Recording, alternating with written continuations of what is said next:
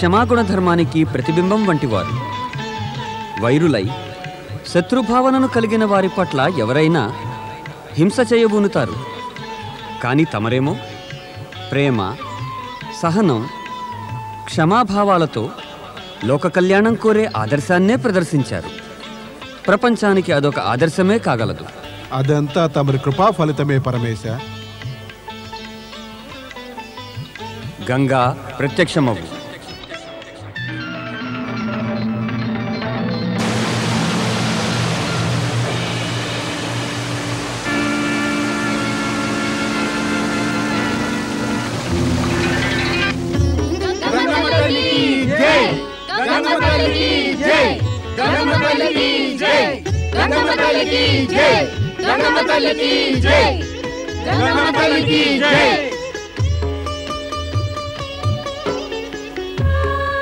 దేవేశ్వర, నాకేమి ఆజ్ఞ? దేవి గంగా, నీవు మహర్షి గౌతముడిది, ఆయన భార్య అయిన అహల్యది కోరికలు నెరవేర్చడానికి గోమతి అనే పేరుతో ఈ జలకుండంలోనే నిలిచిపోవాలి. అటు పిమ్మట ఇక్కడి నుంచి తూర్పు దిక్కు వైపుగా ప్రవహించాలి. బ్రహ్మగిరి నుంచి తూర్పు సముద్రం దాకా నీ ప్రవాహం జనులందరికీ శుభం కలిగిస్తుంది. త్రిమూర్తుల ఆజ్ఞను ధిక్కరించగలిగే సాహసము నాకు లేదు, శక్తి లేదు. అదే కాక ఇది లోక కళ్యాణ కార్యమే. సంతోషంగా నిర్వర్తిస్తాను. కానీ ఈ లోక కళ్యాణ కార్యం చేయడానికి నాకు మీరొక మాటనివ్వాలి దేవాదిదేవా. ఏమిటా మాట గంగా? ఏమిటంటే, మీ త్రిమూర్తులు ముగ్గురు బ్రహ్మ, విష్ణువు, మహేశ్వరులు పార్వతీమాత సహితంగా గౌతమ మహర్షి ఆరాధించే ఈ శివలింగంలో శాశ్వతంగా నెలకొని ఉండాలి. తప్పకుండా. నీవు సదుద్దేశంతో కోరిన ఈ కోరికను తప్పక నెరవేరుస్తాం. త్రిమూర్తుల ముగ్గురం పార్వతితో పాటు ఈ శివలింగానికి మా ముగ్గురి తేజస్సును ప్రసాదిస్తాం.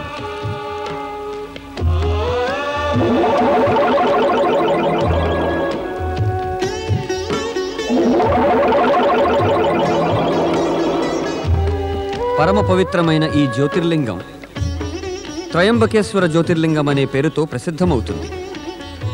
వైవస్వత మన్వంతరపు 28వ కలియుగం దాకా జనులందరి కోరికలను తీరుస్తూ ఉంటుంది.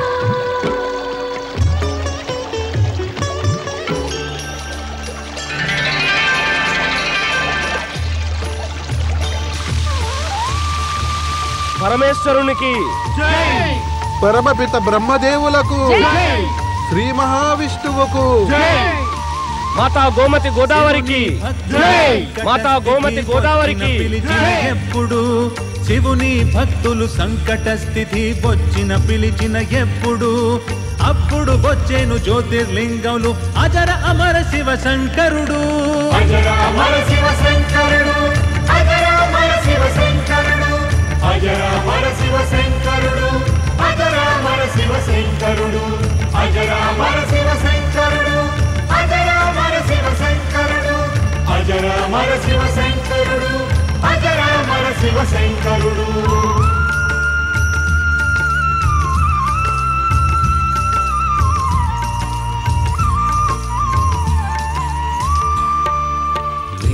చేసి గౌతమ మహర్షి శివ పూజ చేయసాగాడు.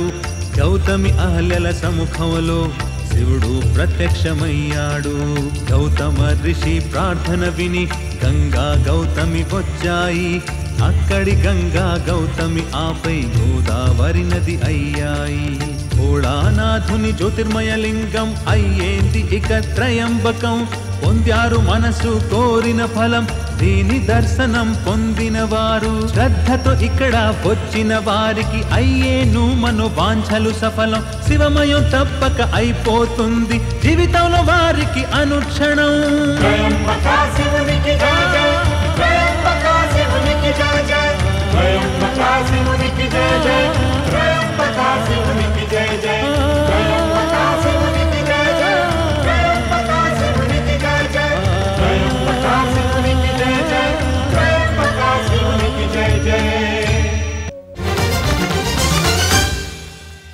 మీ అభిప్రాయాలను సూచనలను మాకు తెలియచేయాల్సిన చిరునామా భక్తి TV, care of Rachana television private limited, road number 92, Jubilee hills, Hyderabad 5,96,000. మా ఇమెయిల్ ఐడి bhaktihyd@gmail.com.